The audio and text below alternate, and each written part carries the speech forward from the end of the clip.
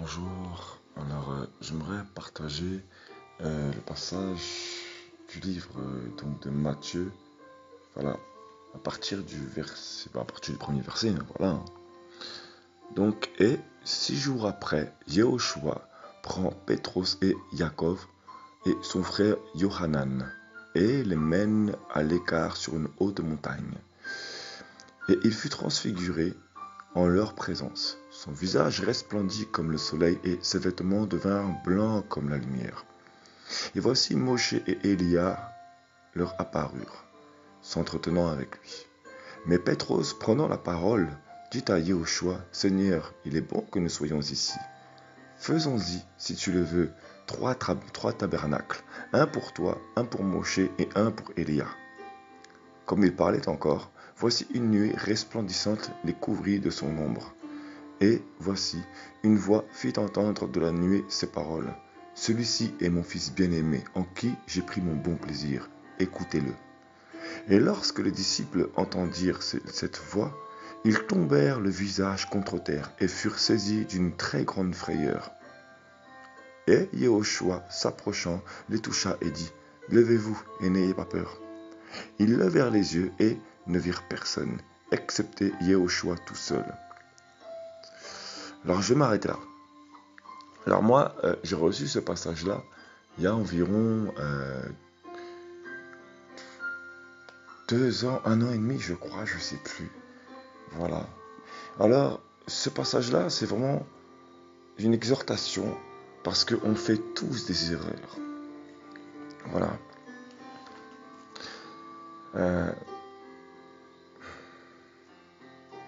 Quand j'ai reçu le message, la première fois, j'étais tombé très bas. Et il a fallu que le Seigneur me ramasse à la petite cuillère, comme on dit.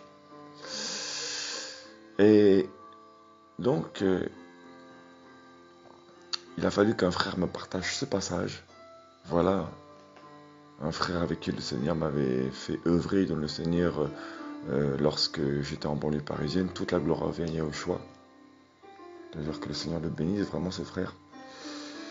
Que le Seigneur le bénisse. Et quand j'ai reçu cette parole, à l'époque j'avais la version Louis II. Voilà. Faute de bonne traduction, faute de très mauvaise traduction, je ne marche plus avec la Louis II. Mais à l'époque, quand je marchais avec la Louis II, le Saint-Esprit m'avait fait grâce de tomber sur le passage, d'être interpellé par le passage où il dit « Mais Pétros, prenant la parole, dit à Yehoshua, Seigneur, il est bon que nous soyons ici. Faisons-y, si tu le veux, 3 tabernacles. Un pour toi, un pour Moshe et un pour Élia. » Voilà. Donc, pour ceux qui ne sont pas habitués encore au nom, voilà, dans leur vrai sens, dans leur sens d'origine, on parle donc de Jésus. La plupart des gens savent que Yehoshua c'est Jésus. Mais Pétros, donc c'est Pierre. Moshe c'est Moïse. Et Élia c'est Élie. Je préfère préciser quand même.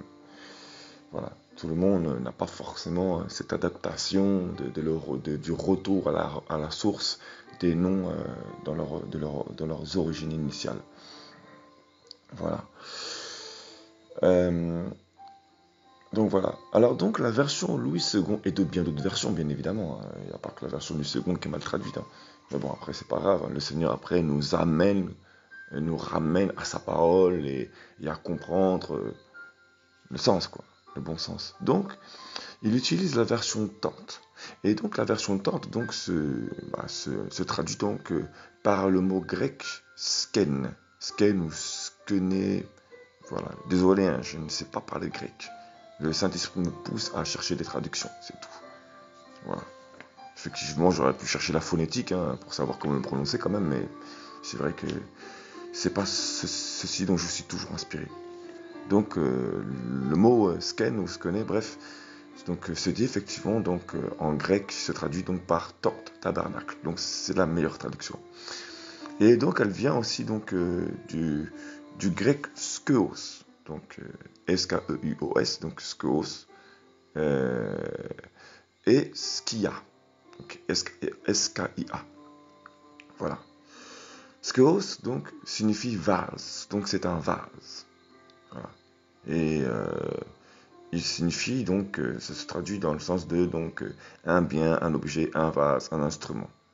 Voilà, un voile, un corps, un ustensile, etc. Voilà. Skia signifie donc ombre. Voilà. Donc, lorsque j'ai reçu ce message du Seigneur, je faisais beaucoup d'erreurs.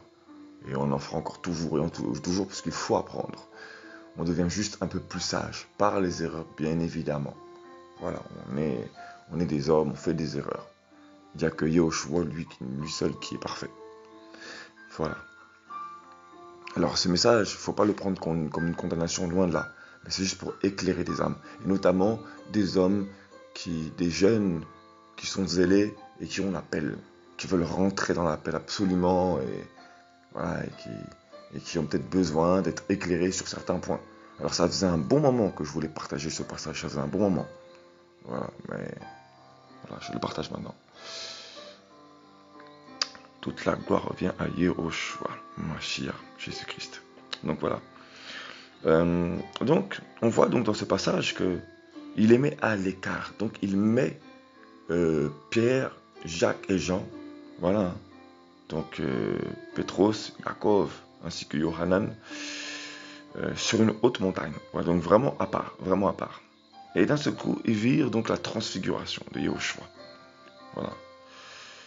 Et donc là, ils voient donc d'un seul coup Moshe et Elia, donc Moïse et Élie, qui apparaissent donc. Ils s'entretiennent avec Yahushua. Et Pierre fait quelque chose qu'on ne lui a jamais demandé. Lorsque Moïse et Élie, donc Moshe et Elia, parlent, discutent, s'entretiennent avec Yahushua, j'aurais pu être à l'écoute. Voilà. Lorsque le Seigneur nous met dans une haute montagne, à part, c'est pour être à l'écoute d'un message. Voilà. Et lui, tout de suite, voilà, il veut bâtir 3 tabernacles. Alors, quand on regarde tabernacle, hein, voilà, c'est comme pas des boîtes, mais voilà, ça dépend, bref. En tout cas, bon, voilà, on peut vite fait se rendre compte de ce que c'est. Voilà. Et c'est notamment pas un édifice, mais bref, ça peut vite faire un objet d'adoration. Voilà. Et donc aussi une source d'idolâtrie aussi, d'ailleurs. Voilà. Voilà. Et donc voilà. Donc il veut bâtir des tabernacles. Et vraiment, qui a demandé quoi que ce soit à Pierre? En fait, personne n'a rien demandé à Pierre. Et d'autant plus, voyez l'idolâtrie. Il veut bâtir pour Moshe et Elia. Pourquoi? Parce qu'il est surexcité, il est dans l'émotion. Il reçoit une révélation, il veut tout de suite courir. Et il veut bâtir quelque chose. Qui t'a demandé de faire? Qui t'a demandé de bâtir? Qui t'a demandé de courir? Qui t'a demandé? Et tes frères, Jacob et Yohanan, Jean et Jacques, qui t'a demandé? Voilà. Et donc, pourquoi le sens donc de skeos, donc dans le sens donc de vase. Nous sommes des vases. Voilà, nous sommes des vases. Nous sommes des images des ustensiles, donc les biens du Seigneur. Nous sommes des instruments. Voilà. Et notre corps donc est un voile qui nous empêche de voir la lumière de la parole bien souvent. Voilà. Donc nous sommes cette sorte de voile. Voilà. Ce corps charnel est un voile. C'est pour ça qu'il faut se nourrir de l'esprit. Il faut obéir, il faut être obéissant, être vraiment sensible à l'esprit du Seigneur. Voilà. Et notamment donc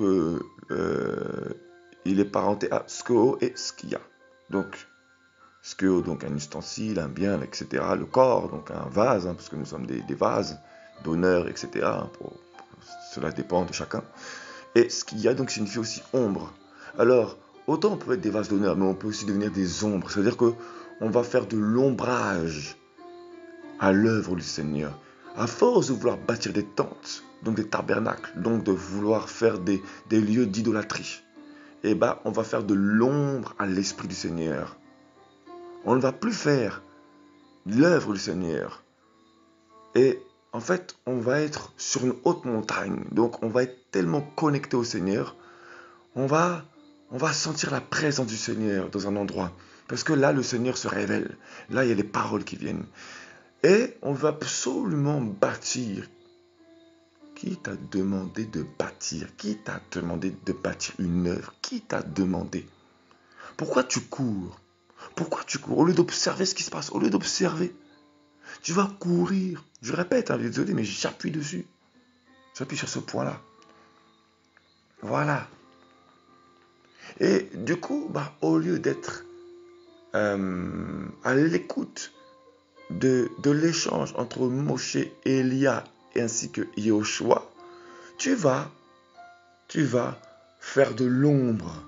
Tu ne vas même pas être à l'écoute. Tu vas être surexcité. Dès que tu vas voir un homme qui représente quelqu'un dans une génération, tu vas courir. Tu vas faire de une idolâtrie et tu fais de l'ombre au Seigneur. Voilà. Et voilà. Et donc, qu'est-ce qui se passe du coup? Joshua n'a même pas fait attention à lui. La parole dit au verset 5, comme il parlait encore, voici une nuée resplendissante les couvrit de son ombre. Vu que toi-même tu veux faire de l'ombre au Seigneur, eh bien, le Seigneur vient pour te couvrir de son ombre. Ah, tu veux me couvrir, moi-même je vais te couvrir. Moi-même je vais te faire de l'ombre. Parce qu'apparemment, tu veux faire de l'ombre à ma gloire, moi je vais te faire de l'ombre. Ok, on peut traduire ça dans le sens, on peut interpréter cela dans le sens où il a été couvert de l'ombre du Seigneur. Donc par grâce, c'est une grâce, c'est quand même une grâce. Parce qu'il a quand même interpellé le Seigneur. Pardon, il a quand même été interpellé par le Seigneur. C'est pas dans le sens où il va le condamner, non, c'est dans le sens où il le met sous son ombre. Donc, il veut aussi le protéger. En fait, c'est pour le protéger qu'il a fait ça. Il l'a mis dans l'ombre. Donc, vu que tu veux faire de l'ombre au Seigneur, le Seigneur va te faire de l'ombre. Voilà. On peut interpréter ça dans le sens où il nous met à l'ombre de ses ailes, effectivement. Et même d'ailleurs, quand il va te bloquer pour ne pas que tu lui fasses de l'ombre, il va te mettre à l'ombre, donc à part. Vu que tu veux empêcher l'œuvre du Seigneur d'être manifeste, il va te faire de l'ombre. Mais c'est pour ton bien. C'est pas pour te condamner. Cependant, il y en a par contre, le Seigneur va vraiment finir par les condamner parce qu'ils ont durci leur cœur. Ils ont bâti des ministères que le Seigneur ne leur a jamais demandé de bâtir. Jamais. Ouais, j'ai eu beaucoup affaire à ce type de personnages. Des personnes qui ont eu des ministères. Et ensuite qui ont commencé à faire de l'ombre au Seigneur. Et voilà.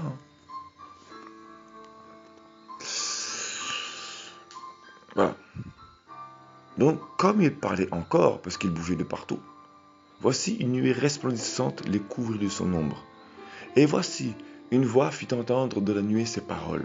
Celui-ci, mon fils bien-aimé, en qui j'ai pris mon bon plaisir, écoutez-le.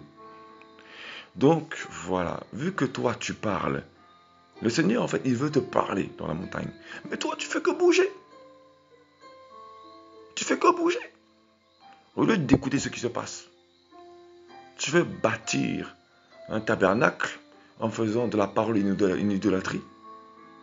Au lieu d'utiliser la parole pour la gloire de Yahushua vers le véritable.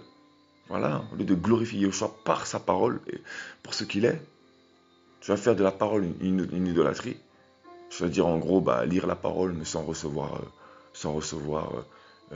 voilà, la découverte de Yahushua dans toute sa personne, sa personnalité, quoi. parce que la parole, c'est la personnalité entière de Yeshua, tout simplement. Voilà. Aussi bien dans sa parole que lorsqu'il vient aussi te donner ses paroles dans ton cœur par le témoignage de sa compagnie dans ton quotidien, quand il vient te parler dans l'intimité. Voilà. Et lorsque les disciples entendirent cette voix, ils tombèrent le visage contre terre et furent saisis d'une très grande frayeur. Voilà. Alors on peut se rendre compte dans ce passage que, en fait, il a des pierres en fait à cause d'une seule âme qui a été agitée de toutes parts, qui a été agitée. En fait, en gros, Pierre parlait tellement que le Seigneur lui a fait comprendre, tu n'as pas compris, tais-toi, observe, sois à l'écoute, tais-toi. Arrête de courir de partout, tais-toi, juste écoute, sois à l'écoute. Je t'ai mis à part pour que tu m'écoutes. Voilà. Ils tombèrent le visage contre terre. Voilà. Ça veut dire que, bien aimé, il y a tellement de personnes, ils veulent évoluer, mais ils courent. Alors oui, tu peux courir avec la marche, dans ta marche. Tu peux courir, tu dois courir, c'est bien. Mais il y a un temps, il faut savoir te poser un peu pour être dans la présence du Seigneur, c'est-à-dire pour recevoir. Et il y en a qui courent tellement, après la notoriété, pour être quelqu'un dans le service, etc., qu'ils n'ont pas compris. Et du coup, le Seigneur va leur parler. Et ils tombent de frayeur. Ils tombent... comment dire ça? Ils tombent le visage contre terre. Voilà. Ils tombent. Et quand il fait ça, c'est pas pour te malmener. C'est pour te faire du bien. Quand il te châtie, c'est parce qu'il t'aime. C'est pas pour te condamner. Donc vraiment que ce message ne soit pas pris comme une condamnation. Je parle surtout aux personnes qui sont appelées au service, aux fonctions, je dirais pastorales ou même prophétiques ou évangélistes, etc. Ou d'autres appels. Voilà, il y a plein de fonctions. Voilà. Ce ne serait pas qu'au ministère, ce ne serait pas qu'aux fonctions dans le service. Ah non. Voilà, chacun a son appel, chacun, le Seigneur utilise qui il veut, comme il veut. Voilà, dès l'instant que ça reste dans la lumière de sa parole, bien évidemment. Voilà. Mais c'est pour dire que, voilà, que personne ne se sente condamné. Voilà, mais... Voilà. Donc ils tombèrent le visage contre terre et furent saisis d'une très grande frayeur. Et je vous dis, malheureusement, parfois il faut que le Seigneur frappe quelqu'un pour que moi, ça m'est arrivé. Je vous dis, je partage ce message parce que moi-même, je l'ai vécu. Moi-même, je l'ai vécu. Donc, je me permets de le partager. C'est aussi un témoignage aussi. Voilà. Voilà. Tu vas courir partout. Et puis, tu vas tomber la face contre terre. Pourquoi? Parce que vu que tu as voulu faire de l'ombre au Seigneur, le Seigneur, il te met sous son ombre. Il te fait de l'ombre lui aussi. Voilà. Le Seigneur t'a donné un ministère, il t'a donné une assemblée. C'est même plus Yoshua qui est mis en avant, c'est le nom de ton assemblée et c'est ton nom à toi qui est mis en avant. On appelle ça voler la gloire du Seigneur.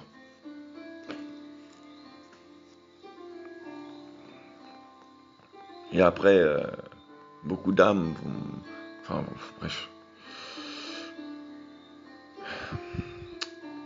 Voilà.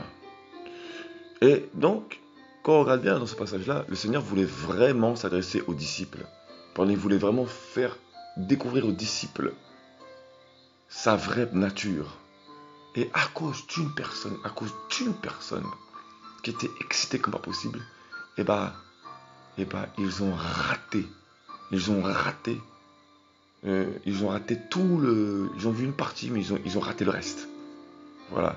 Et il y en a beaucoup, je vous dis, ils veulent bâtir une assemblée. Ils se rassemblent, ils reçoivent un verset. Ça, c'est typique. Surtout dans les temps actuels, là. On va dans la présence du Seigneur 5 minutes, enfin, je veux dire, un mois ou quelques temps. On reçoit un passage biblique. Tout de suite. Ça, c'est typique chez les églises actuelles. J'en ai vu plein. Ils prennent un verset Et ils utilisent ce verset pour dire, voici c'est la vision que nous avons reçue. Voilà. Et ensuite, ils vont dire, on doit ramener le réveil. Tu crois n'importe quoi, franchement. Voilà. Gloire à Yahushua. Donc voilà. Et donc ils reçoivent le message, ils reçoivent une partie du message, ils veulent courir. Et ensuite, ils s'étonnent en fait que leur service ne marche pas. Et vu qu'ils ont voulu faire de l'ombre au Seigneur, oui, parce qu'ils ont voulu, interpeller le Seigneur, alors qu'ils voulaient discuter avec eux, au lieu d'être, comment dire ça, au lieu de veiller à bien écouter les paroles du Seigneur, et ils vont faire des propositions au Seigneur, de bâtir, de bâtir, de bâtir. Ils vont faire de l'ombre au Seigneur, du coup. En voulant bâtir, ils vont vouloir faire de l'ombre au Seigneur. Voilà. Et c'est comme ça qu'ensuite, le Seigneur leur fait de l'ombre. Voilà. Voilà. Et je répète, d'où le fait que les assemblées aujourd'hui, l'état des assemblées actuelles, là, voilà, après le Covid-19 et tout. Voilà. Voilà. Donc, ils furent saisis d'une très grande frayeur. Et il y en a d'ailleurs, ils n'ont toujours pas compris le message. Hein. Voilà. Ensuite donc, verset 7, et Yahushua s'approcha, les toucha et dit, levez-vous et n'ayez pas peur. En gros, je vous dis, en gros, lorsque tu n'as pas réussi à œuvrer pour une assemblée, réjouis-toi, cherche la personne du Saint-Esprit, cherche la personne de Yahushua, parce qu'il veut te donner quelque chose de particulier. Il veut te faire œuvrer d'une manière particulière. Voilà, cherche la manière à laquelle il veut te faire œuvrer. Et tu comprendras pourquoi ça n'a pas marché. Pourquoi tu as eu l'impression d'avoir été mis à l'ombre. Voilà. Parfois, c'est parce que le Seigneur veut te protéger de l'égarement. Il veut te protéger de la séduction de ce monde actuel. Voilà. Des mouvements sectaires et religieux actuels. Tout simplement. Voilà. Voilà. Donc vraiment que le Seigneur soit béni, au nom de Yahushua, vraiment, que le Seigneur soit béni, que le Seigneur vraiment vous fortifie, vraiment, que ceux qui ont pu entendre ce message, qu'ils soient fortifiés, vraiment, et j'espère que cela aura pu éclairer certaines âmes, voilà, qui veulent vraiment servir le Seigneur, qui sont vraiment dévoués au service, voilà, et qui aimeraient vraiment servir le Seigneur d'un cœur sincère, avec une bonne motivation. Voilà, avec un cœur motivé, un cœur sincère pour le Seigneur. Voilà. Toute la gloire à bien Yahushua. Voilà.